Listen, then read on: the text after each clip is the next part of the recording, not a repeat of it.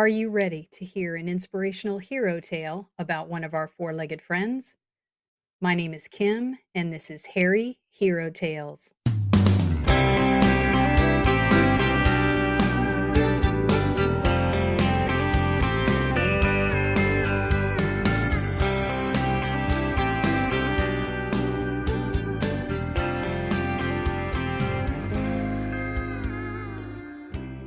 Welcome to episode 12 of Harry Hero Tales, Animals to the Rescue. I'm your host, Kim Hegel. Today's episode is a unique one and very personal. I have been off the air, so to speak, for a while, and I've been struggling with bringing you the next episode. As I mentioned on my website, I have a day job, full-time job, and I love it. Certain times of the year are extraordinarily busy, and this time of year is one of them. And I thrive on the work that I do.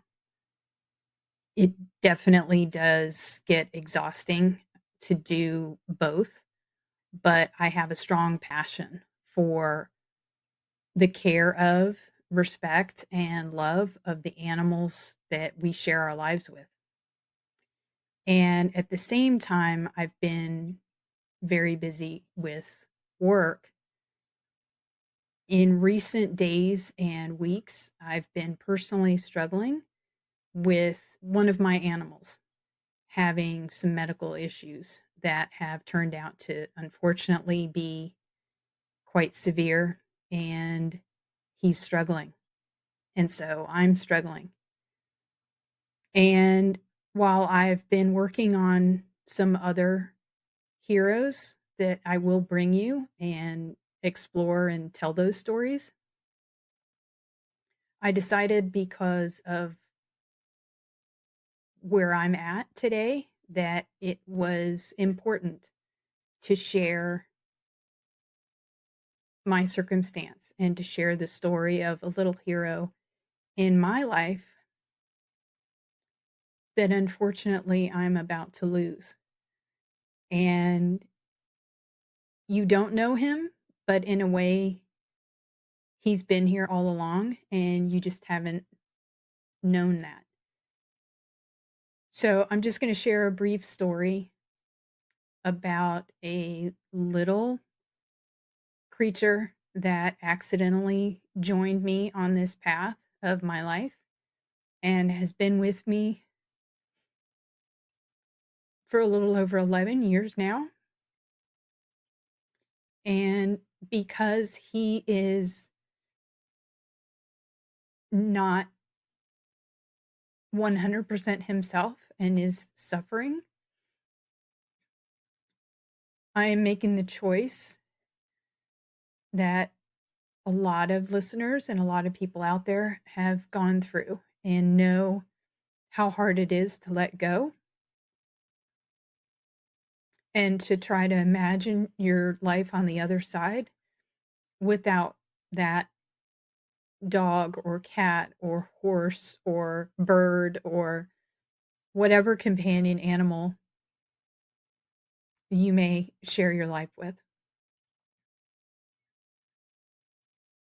The reason you know him but you don't know him is, even as of today, Henry has been by my side for each of these recordings, whether it be the audio or the recent switch to video, because he doesn't like to be away from my side.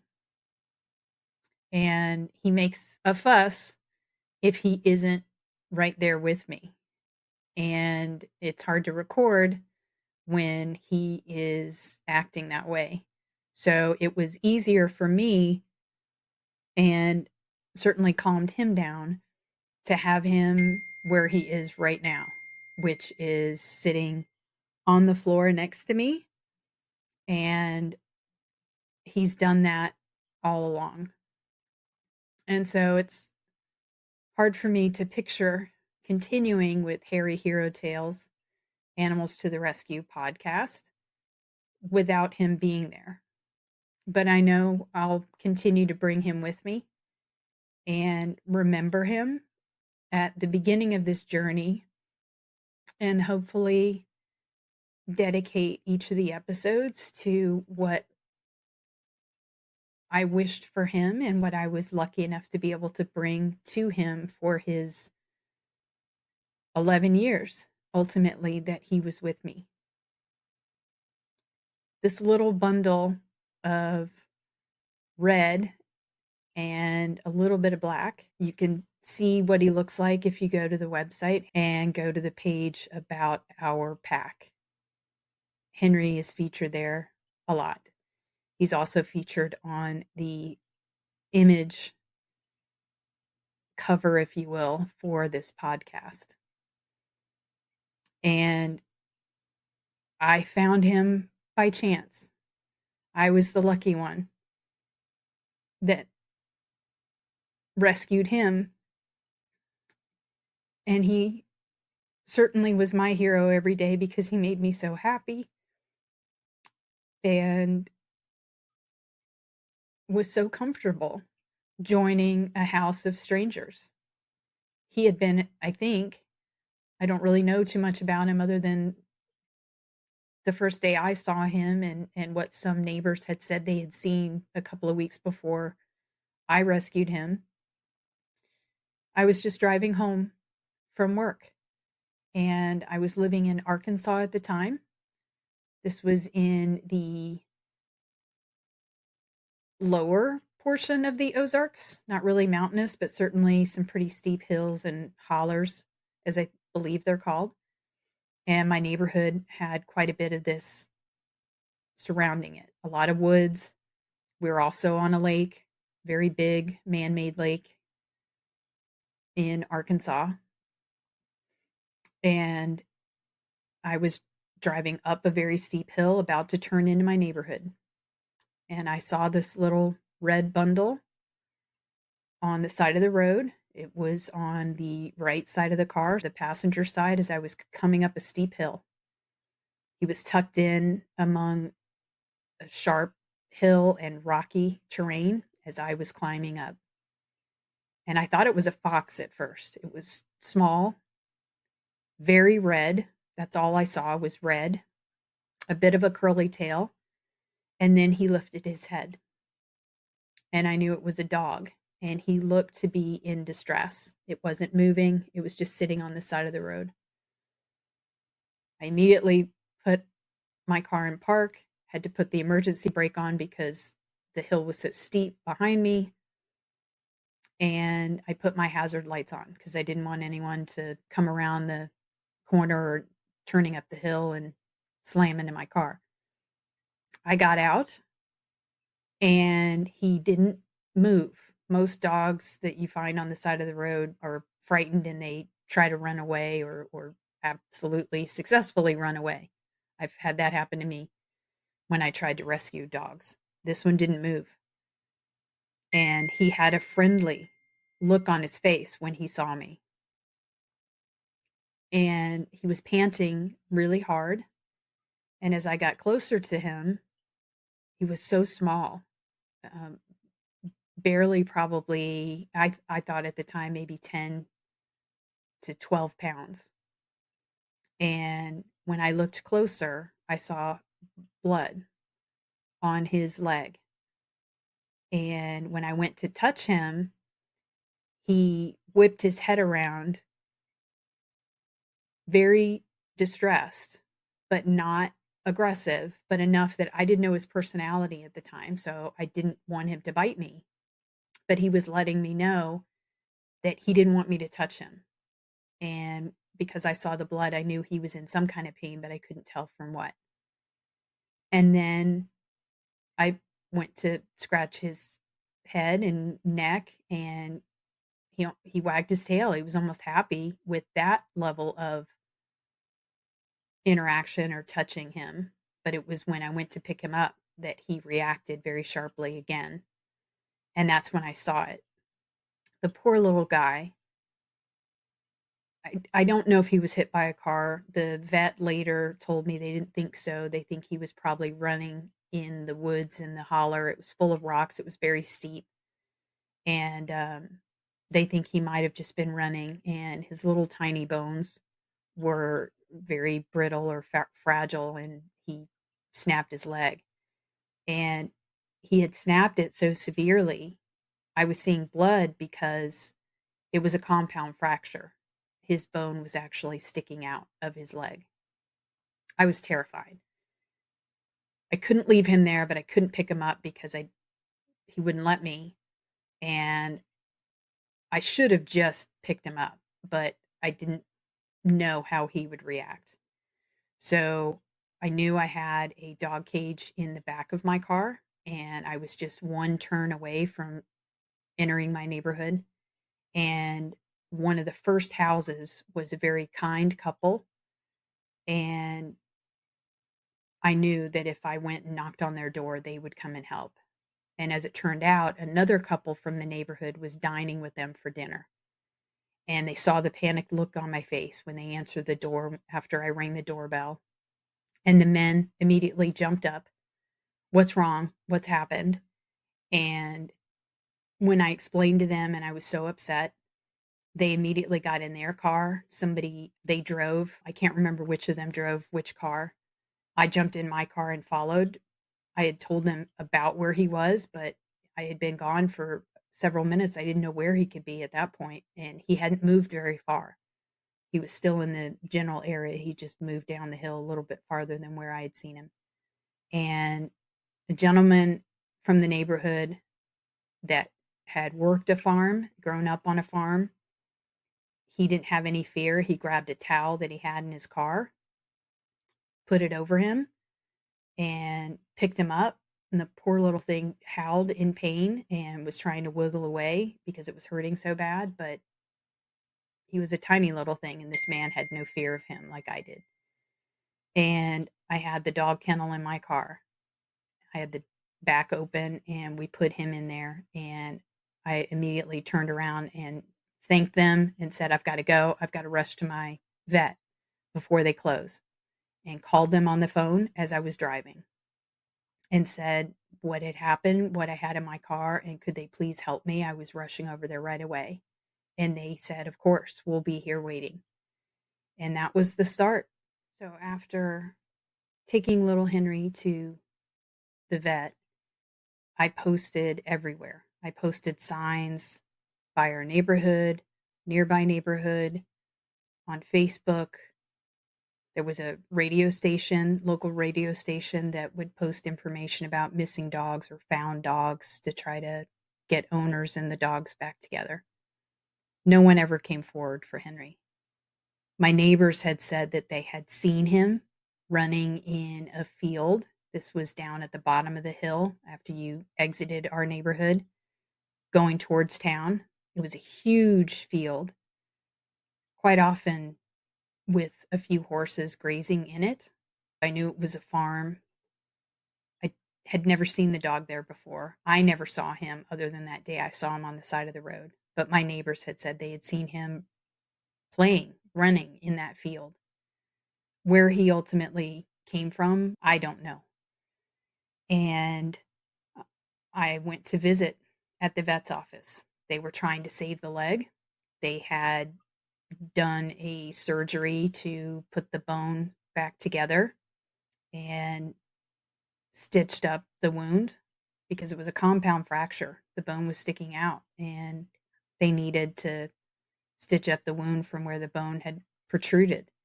And I'd call every day. How's he doing? They said he was recovering, and they felt pretty good that they may have been successful in saving the leg. And then a few days after I had found him, and after the surgery to save the leg, they called me with terrible news. And he had overnight been in his kennel and somehow gotten out of his hood that was on his head and keeping him from having any access to the wound. But unfortunately, at some point, he had gotten out of the hood and had chewed through the gauze and the wraps that were around his recovering leg and wound, and had done so much damage that there was no hope at that point to save the leg. The positive news was it was a hind leg and he was a little dog, and they felt confident that losing the leg would not hamper or slow him down in any way. And they asked me, did they have permission to do the surgery? Now, at this point, I was still trying to find his owners, and he wasn't my dog. That was a big decision to make in my mind, to choose to amputate the leg. But at the same time, I thought if one of my animals, and I had two at the time, dogs and one cat, and I thought if one of my dogs had gotten loose and had gotten injured that severely, and someone had rescued him or her, and saving the life or saving the leg was the choice, I would hope that they would choose to save the life. And so that's what I did.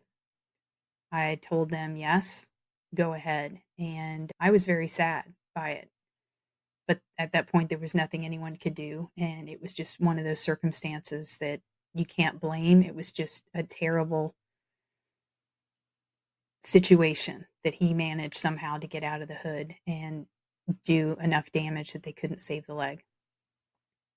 He was recovering. I continued to visit him, and he had been in the hospital for a total of about 2 weeks. No one had ever come forward, and they called me and they basically said, he's ready to leave leave the hospital. And what did I want to do? And I just knew. And I posted about him on Facebook, and one of my cousins had basically warned me and said, this is how it starts. Be prepared that this is going to be a new creature added to your life. And I posted that day and said, Heidi, you were right. He's coming home. And I'd already picked out a name.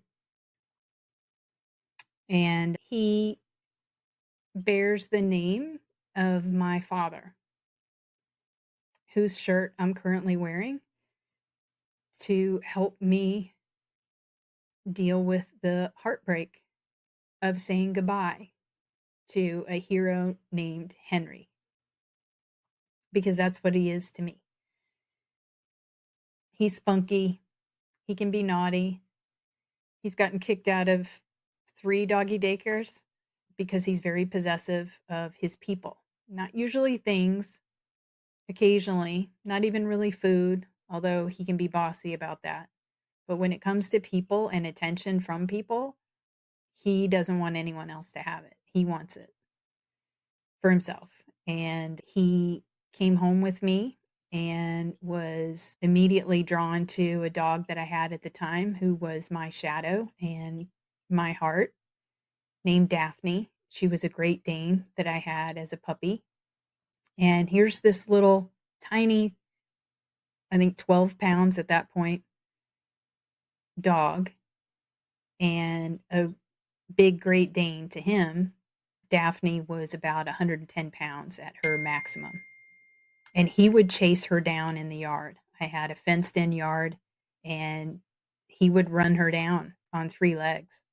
It took him about a month to get over the surgery, and he had some falls that hurt him terribly, but he was spunky and he was fun.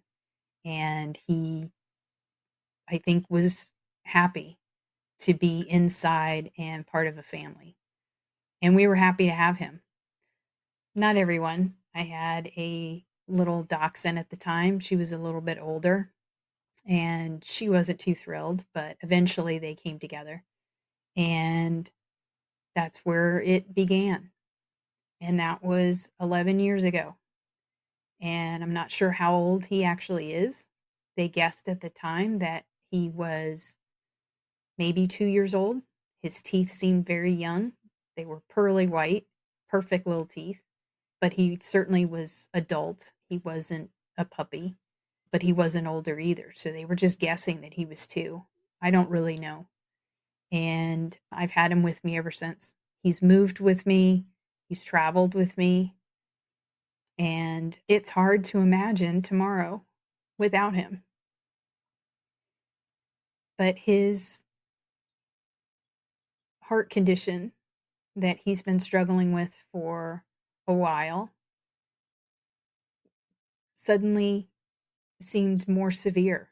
Suddenly, his breathing was even more labored than it had been 6 months ago or 2 months ago. And then a little over a week ago, he was crying out in pain and moving his left arm.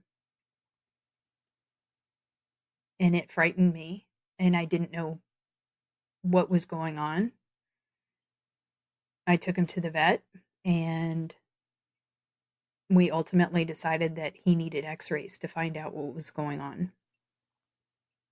And it turns out that the heart condition that he's had and been struggling with for a while is actually a mass on his heart.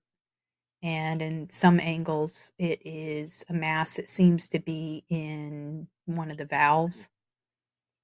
They're not 100% sure. They couldn't get an exact look at it to see. And it's causing him pain. And I'm sharing this because I think there are a lot of people that go through this. What's the right choice? For me, and I'm only speaking for me, I'm choosing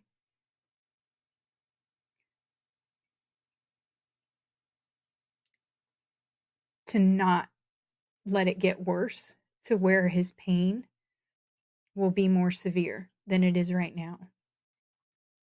It's been maintained for the past week with medication, and it has helped. And he has his moments where he's in the yard and rolling in the sun and in the grass and seems himself. And then he goes to get up and start moving towards the door to come back inside, and he's hacking and coughing and can't catch his breath. And when he falls asleep, I'm terrified that he's suddenly going to have the terrible pain that's almost like a seizure because it hurts him so bad. As desperately as I want to keep him with me, I feel for me that's selfish because I want to put off the pain that I will have of losing him. And if I choose to do that, it just means that he's going to have pain instead.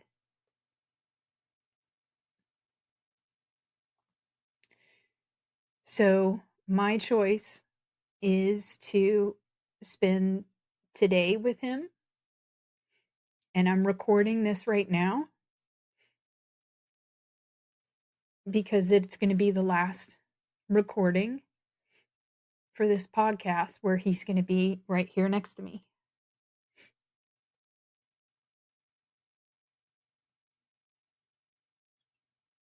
And it's hard to let that go. But it's really hard to let him go because I can't imagine a day without him.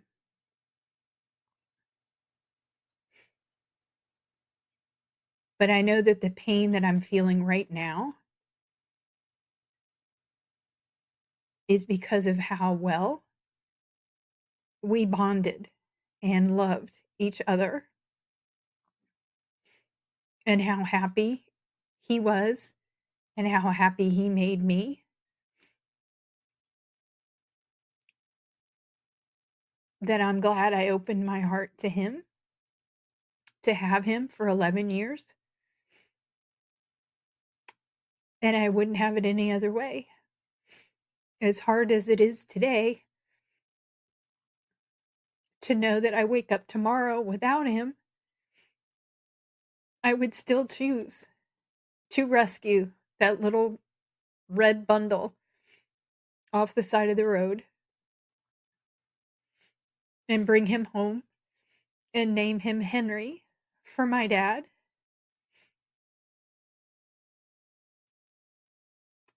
who I hope is preparing at the Rainbow Bridge to welcome him.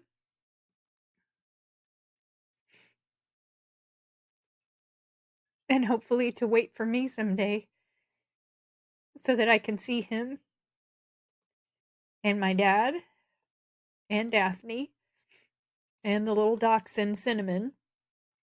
Hopefully she's happy to see him too. So for anyone out there who's grieving or suffering a loss, and it's really hard to open your heart again to rescue another animal or to bring home another animal, I totally understand and I get it.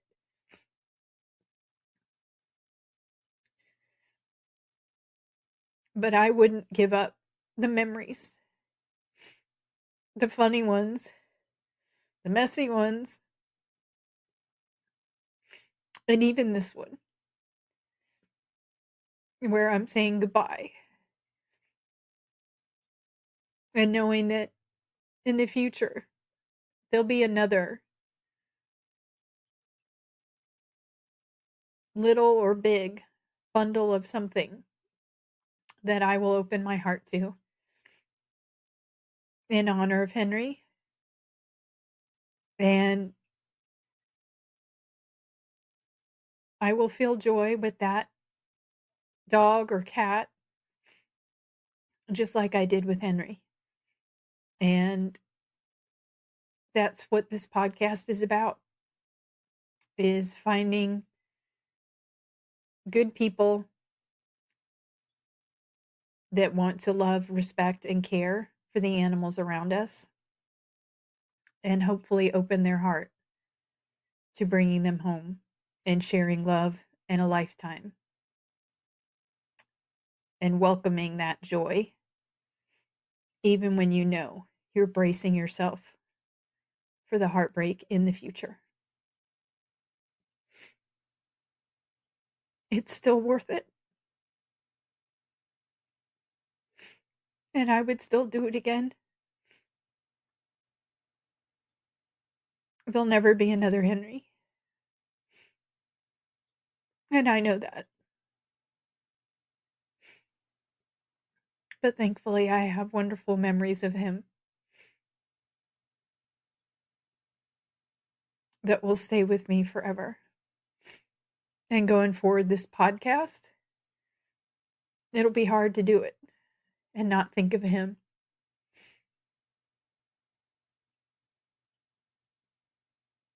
So I'm dedicating this episode 12 to Henry. And I thought I might introduce him to you personally so you can see my co host that has been with me every step of the way.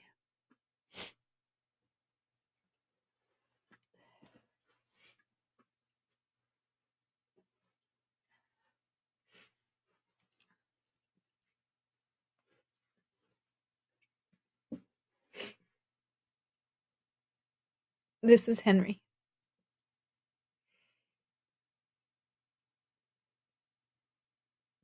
Thank you.